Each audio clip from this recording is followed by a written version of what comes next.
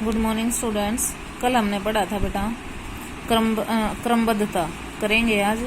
हमने वाक्य के तत्व पढ़े थे, वाक्य की परिभाषा पढ़ी थी। तो वाक्य के तत्व हैं वो हमने 6 पढ़े थे। पहला था हमारा सार्थकता, दूसरा आकांक्षा की पूर्ति, तीसरा निकटता, चौथा योग्यता और पांचवा था क्रमबद्धता। तो क्रमबद्धता में सबसे पहले हमने पढ़ा था कि सबसे पहले कर्ता आएगा, फिर कर्म आएगा, फिर पूरक आएगा, फिर मुख्य क्रिया और फिर सहायक क्रिया आएगी। तो कर्ता होता क्या है? कर्ता का मतलब होता है काम को करने वाला। 2 बातें इसके बारे में ध्यान रखनी है। किसी काम को करने वाला या जिसके बारे में कुछ कहा जाए उसे कर्ता कहते हैं। जैसे राम खेलता है, अब काम क्या हो रहा है? खेलने का।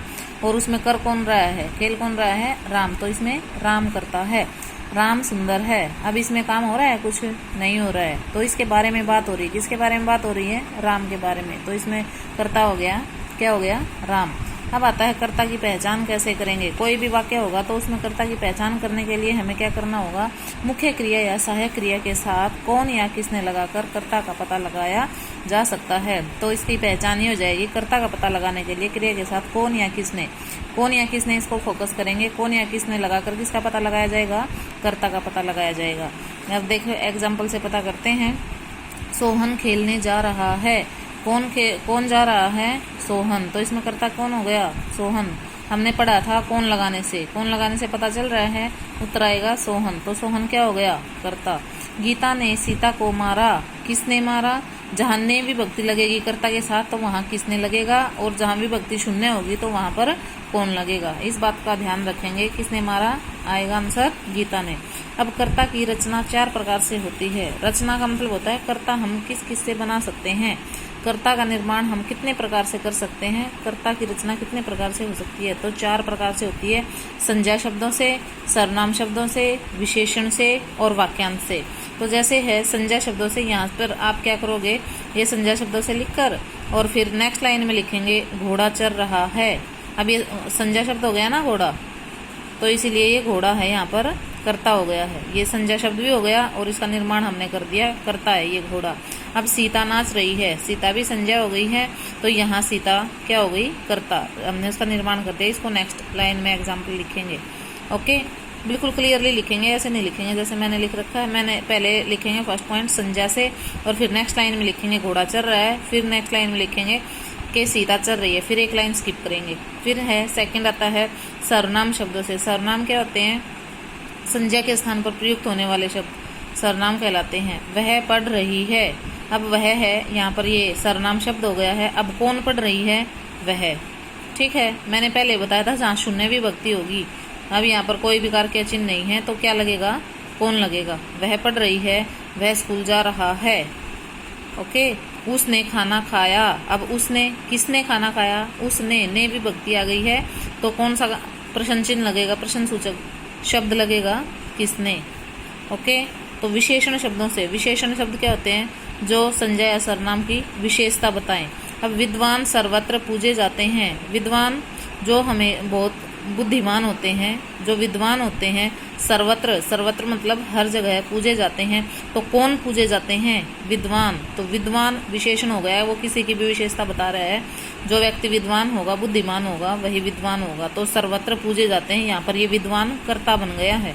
अब ये विशेषण शब्द आगे चल के विस्तार भी करेगा। ओके, नेक्स्ट आता है आलसी सदैव तिरस्कार पाते हैं।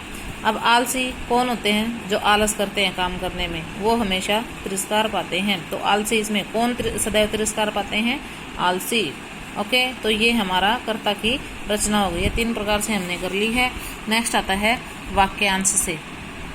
परोपकार करना पुण्य है, तो भलाई करना, परोपकार करना पुण्य है, ये वाक्यांश हो गया। परोपकार करना, एक क्रिया यहाँ आ गई है। भलाई करना, व्यायाम करना, आलस करना, ये हमारे वाक्यांश हैं। ओके, तो ये वाक्यांश है, ये यहाँ पर कर्ता का काम कर रहे हैं ये। तो भलाई करना अच्छी आदत है, व्यायाम करना स्वास्थ्य के लिए लाभकारी होता है। ओके, तो ये वाक्यांश से हमने उसका निर्माण कर दिया कर्ता का। अब नोट डालेंगे। कर्ता एक शब्द का भी होता है और अनेक शब्दों का भी होता है। जैसे अध्यापक पाठ पढ़ाता है, ये एक शब्द का हो गया है। सोहन का भाई रोहन खेलता है, तो यहाँ पर ये वाक्य का विस्तार हो गया, अनेक शब्दों से हो गया है। तो जब हम अनेक शब्दों का होता है तो वहाँ कर्ता का विस्तार हो जाता है। नेक्स्ट आएगा कर्ता का विस्तार। चार प्रकार से होता है। ये केवल ये तुम्हें बताने के लिए है। कर्ता की रचना करने के बाद नेक्स्ट आ जाएगा कर्ता का विस्तार। सभी में दो दो एग्जाम्पल लिख देंगे। नेक्स्ट आता है विशेषण से।